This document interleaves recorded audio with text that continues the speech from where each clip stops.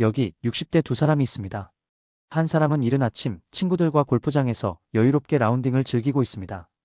은퇴 후의 삶은 그에게 제2의 전성기이자 기다려왔던 휴식입니다.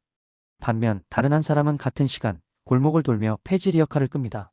그에게 은퇴란 단어는 사치일 뿐 생존을 위한 노동은 멈추지 않습니다. 너무 극단적인 비교라고 생각하시나요? 그렇지 않습니다. 통계청이 발표한 대한민국의 노인 빈곤율은 40%입니다. 우리나라 노인 10명 중 4명은 원하든 원치 않든 빈곤의 늪에서 허우적대고 있다는 냉혹한 현실입니다. 그런데 여기서 우리가 놓치지 말아야 할 아주 놀라운 사실이 하나 있습니다.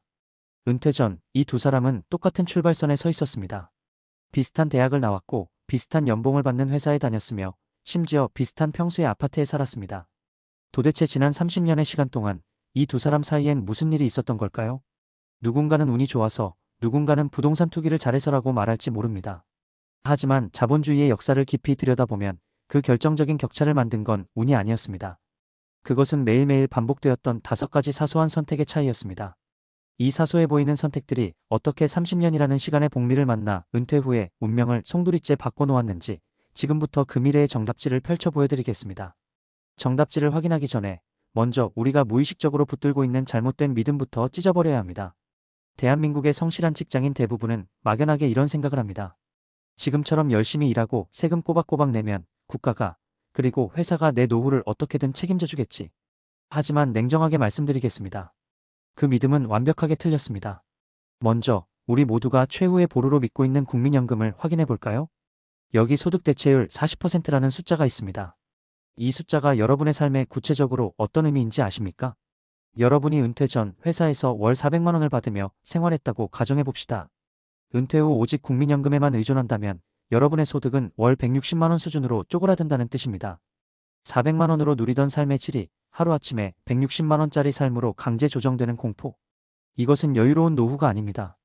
죽지 않을 만큼만 보장하는 최소한의 생계일 뿐입니다. 품위 유지는커녕 친구의 경조사비 5만 원을 내기 위해 한참을 망설여야 하는 현실이 기다리고 있습니다. 그럼 퇴직금 있잖아 라고 반문하실 수 있습니다. 20년, 30년 근속해서 받은 목돈 1억, 2억 원. 통장에 찍힌 숫자는 분명 큰 돈입니다. 하지만 통계는 잔인합니다. 은퇴자가 수령한 퇴직금은 대출 상환과 자녀의 결혼 자금으로 쓰이며 평균 2년 안에 소진된다고 합니다. 여러분의 기대 수명은 100세를 향해 가고 노후는 30년이 남았는데 여러분이 가진 총알은 고작 2년 만에 바닥나는 셈입니다. 이제는 인정해야 합니다. 나를 구해줄 백마탄 왕자는 현실에 없습니다. 국가는 구멍난 그물을 들고 있고 회사는 계약이 끝나는 순간 철저한 남이 됩니다. 결국 여러분의 노후를 책임질 유일한 사람은 지금 거울 속에 있는 현재의 여러분뿐입니다.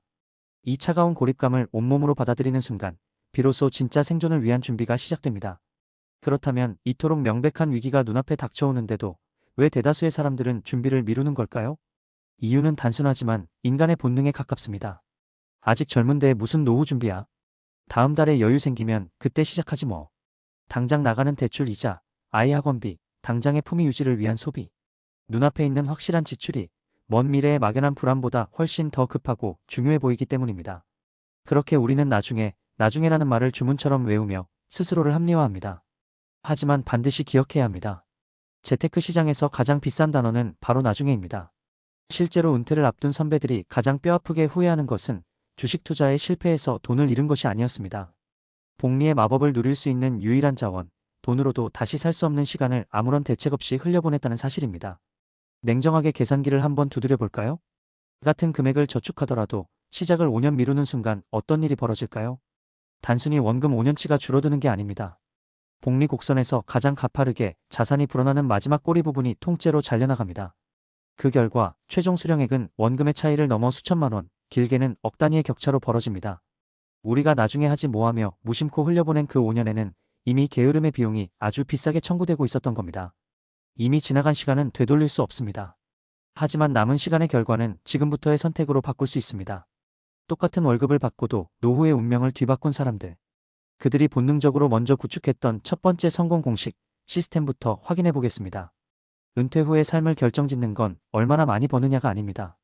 들어온 돈을 어떻게 가두고 불리느냐, 즉 어떤 시스템을 가졌느냐의 문제입니다. 여기 반드시 갖춰야 할 하드웨어 공식 3가지가 있습니다. 첫 번째, 시스템이 의지를 이깁니다. 많은 분이 이번 달 쓰고 남으면 저축해야지라고 생각합니다. 하지만 이건 실패를 예약하는 가장 확실한 방법입니다. 인간의 소비 본능은 생각보다 훨씬 강력하고 집요합니다. 저축과 연금은 매달 굳은 결심으로 하는 게 아니라 자동이체로 하는 겁니다. 월급이 들어오는 날 내 손을 거치지 않고 강제로 빠져나가게 만드십시오. 통장에 들어오자마자 사라져서 내 눈에 보이지 않아야 쓰지 않게 됩니다. 스스로의 의지력을 믿지 마십시오. 그렇게 시스템에 의해 강제로 모인 돈만이 30년 뒤 여러분을 배신하지 않고 지켜줄 것입니다. 두 번째, 타이밍이 금액보다 중요합니다. 많은 분이 연봉 오르면 그때 크게 시작할게라고 말합니다. 하지만 팩트는 정반대입니다. 30세에 시작하는 월 30만 원과 50세에 시작하는 월 100만 원. 20년 뒤 뚜껑을 열어보면 전자가 훨씬 더 큰 돈이 되어 있을 확률이 압도적으로 높습니다. 이것은 개인의 노력 문제가 아니라 시간이 만들어내는 복리 구조의 수학적 필연입니다. 완벽한 준비가 될 때까지 기다리지 마십시오. 금액이 적더라도 불완전하더라도 지금 당장 시작하는 것이 수학적으로 유일한 정답입니다. 세 번째, 3층 방어선을 구축하십시오. 전쟁터에 나가는데 얇은 방패 하나만 들고 갈 순 없습니다.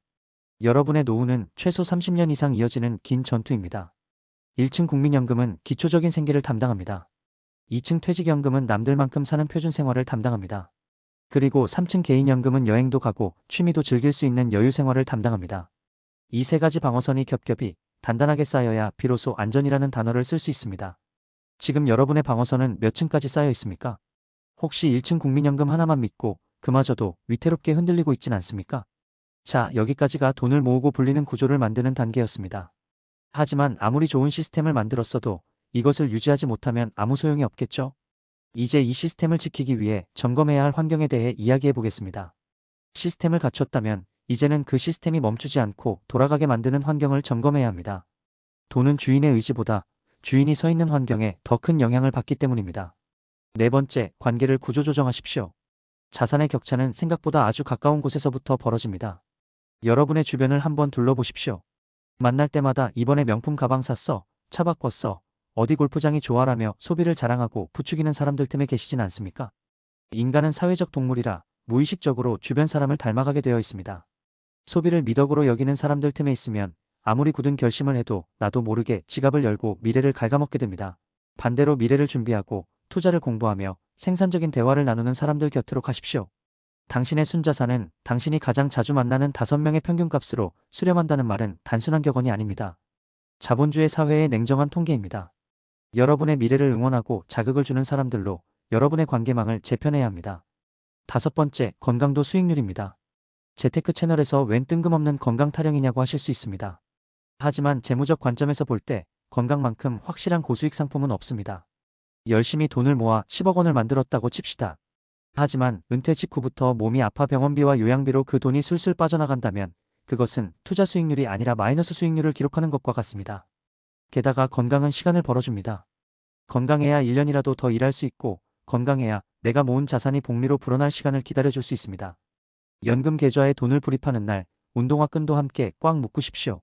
하루 30분의 운동은 세금도 떼지 않고 원금 손실 위험도 없는 가장 확실한 노후 보장 자산입니다. 지금까지 말씀드린 5가지 원칙들. 사실 몰라서 못하는 게 아닙니다. 알면서도 실천하기가 싫고 힘들 뿐입니다. 결국 인생에는 공짜가 없습니다. 원하는 것을 얻으려면 반드시 그에 상응하는 대가를 먼저 치러야 합니다. 지금 당장 월급의 일부를 떼어내 30만 원, 50만 원을 저축하는 건 분명 불편한 일입니다. 사고 싶은 멋진 옷 하나를 덜 사야 하고 밤마다 유혹하는 배달 음식을 참아야 합니다.